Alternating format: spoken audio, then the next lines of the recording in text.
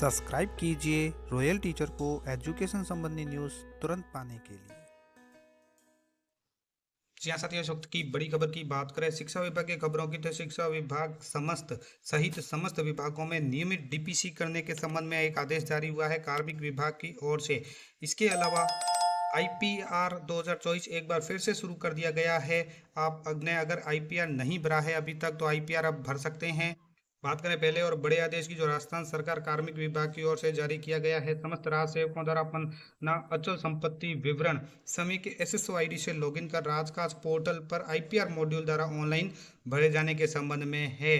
तो अगर आपने अपना राजकाज पोर्टल पर एसएसओ आईडी के माध्यम से 2023 का यानी 1 जनवरी 2024 की स्थिति में अपना आईपीआर नहीं भरा है, ये 31 जनवरी इसकी अंतिम तिथि थी और इसको बढ़ाकर 31 जुलाई 2024 तक बढ़ाई जाती है। तो इसमें अभी तक आपने अगर नहीं भरा है तो 31 जुलाई 2024 से पहले पहले आप भर सकते हैं। बात करें अपनी दूसरी और बड़ी खबर की, जो राजस्थान सरकार कार्मिक विभाग की ओर से जारी है सभी संवर्गों की पदों की वरिष्ठता सूची जारी करने और नियमित डीपीसी आयोजित करने के संबंध में है। तो यहाँ पे मोस्ट इंपोर्टेंट बात यही आ जाती है कि सभी सेवा नियमों में वरिष्ठता निर्धारण और पदोन्नति संबंधी विभिन्न विहित प्रावधानांतर्गत विभिन्न पद संवर्गों की प्रत्येक वर्ष 1 अप्रैल की स्थिति में वरीयता सूची तैयार कर प्रसारित करना एवं रिक्तियों की उपलब्धता के आधार पर विभागीय पदोन्नति समिति की बैठक आयोजित कर पदोन्नति संबंधी कार्रवाई किया जाना आवश्यक है।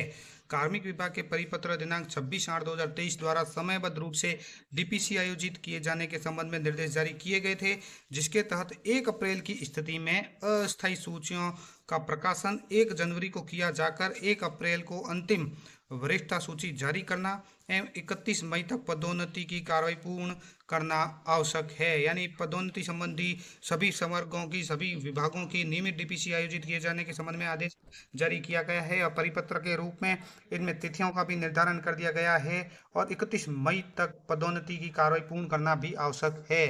ये भी बात बता दी गई है कि वर्ष 2024-25 में आम चुनाव 2024 की आचार संहिता प्रभावी होने एवं बजट 2024-25 में की गई घोषणा की पालना में पदोन्नति हेतु वांछित अनुभव अथवा सेवा अनुभव में शिथिलन दिए जाने हेतु विविध सेवा नियमों में संशोधन प्रक्रियाधीन होने के कारण वर्ष 2024-25 की डीपीसी समय पर आयोजित नहीं की जा सकी और कार्मिक विभाग की अधिसूचना दिनांक 5 जुलाई 2024 द्वारा विविध सेवा नियमों में उक्तानुसार संशोधन कर पदोन्नति हेतु वांछित अनुभव सेवा अनुभव में 2 वर्ष का शिथिलन दिए जाने का प्रावधान कर दिया गया है।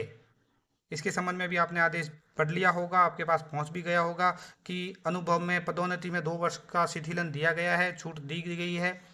अतः समस्त प्रशासनिक विभागाध्यक्षों नियुक्ति अधिकारियों प्राधिकारियों को निर्दिष्ट किया जाता है कि जिन संवर्गों में डीपीसी आयोजित किए जाने हेतु अनुभव और सेवा अवधि के अनुभव में शिथिलन की आवश्यकता है, अधिसूचना दिनांक 5 जुलाई 2024 के अनुसार अनुभव में शिथिलन सहित 31 अगस्त तक 2024 तक आवश्यक रूप से सभी वर्गों की वर्ष 2024 तक की सभी डीपीसी आयोजित कर पदोन्नति संबंधी कार्रवाई किया जाना सुनिश्चित करें। यानी 2024-25 की जो कार्रवाई है पदोन्नति की वो 31 अगस्त तक हो जाएगी। इसी तरह बात करें स्कूल शिक्षा परिषद के प्रवेशोत्सव कार्यक्रम की, तो प्रवेशोत्सव 2024-25 में भौतिक रूप से प्रपत्र न भरने के संबंध में भी आदेश जारी किया गया है। अब डिजिटल प्रवेशोत्सव शुरू है, तो जो विभाग द्वारा परिशिष्ट 1 के प्रपत्र 1 और 2 को जारी किया गया था, 1 और 2 को, उसको विलोपित किया जाता है। ये आप सभी के पास पहुंच चुका होगा आदेश। तो अब आपको संपूर्ण प्रवेशोत्सव कार्यक्रम डिजिटल तरीके से करना है और विभिन्न सूचनाओं की प्रविष्टि मोबाइल ऐप के माध्यम से करनी है। इसी तरह बात करें नव कर्मोन्नत महात्मा गांधी राजकीय विद्यालय में कार्यरत कार्मिकों के सेवा रिकॉर्ड का संधारण और नियंत्रण के संबंध में आदेश जारी किया गया है। जो भी महात्मा गांधी राजकीय विद्यालय में कार्यरत कार्मिक है उनके सेवा अभिलेख को संधारण नियंत्रण के संबंध में अधीनस्थ या कर्मोन्नत जो भी विद्यालय है उन सभी के बारे में बताया गया है कि नव कर्मोन्नत जो भी विद्यालय है उसके संबंध में श्री मुख्य लेखाधिकारी प्रारंभिक शिक्षा बीकानेर के पत्र क्रमांक जो जारी किया गया है 2020 द्वारा जारी दिशा निर्देशों के अनुसार पालना सुनिश्चित करें। जिन महात्मा गांधी राजकीय विद्यालय में राजपत्रित प्रधानाचार्य का पद स्वीकृत नहीं है उन विद्यालय में कार्यरत कार्मिकों का सेवा रिकॉर्ड का संधारण संबंधित पीओ द्वारा किया जाएगा। और इसी तरह जिन महात्मा गांधी राजकीय विद्यालय में पद स्वीकृत है एवं 03 के पावर से अन्य विद्यालय में कार्यरत राजपत्र अधिकारी द्वारा उक्त विद्यालय के आईएफएमएस से वेतन आहरण किया जा रहा है उन विद्यालय में कार्यरत कार्मिकों के सेवा रिकॉर्ड का संधारण उसी महात्मा गांधी विद्यालय में रखते हुए जिसके पास 03 पावर है उस अधिकारी द्वारा किया जाएगा। और जो महात्मा गांधी विद्यालय पूर्व में प्रारंभिक शिक्षा का विद्यालय था एवं पूर्व में कार्यरत कार्मिक अधिशेष है, उन कार्मिकों के सेवा रिकॉर्ड का संधारण जब तक उनका समायोजन अन्यत्र नहीं हो जाता तब तक पूर्व की भांति पीओ द्वारा ही किया जाएगा। तो इस तरह से इनके संबंध में सेवा रिकॉर्ड के संबंध में आदेश जारी किया गया है।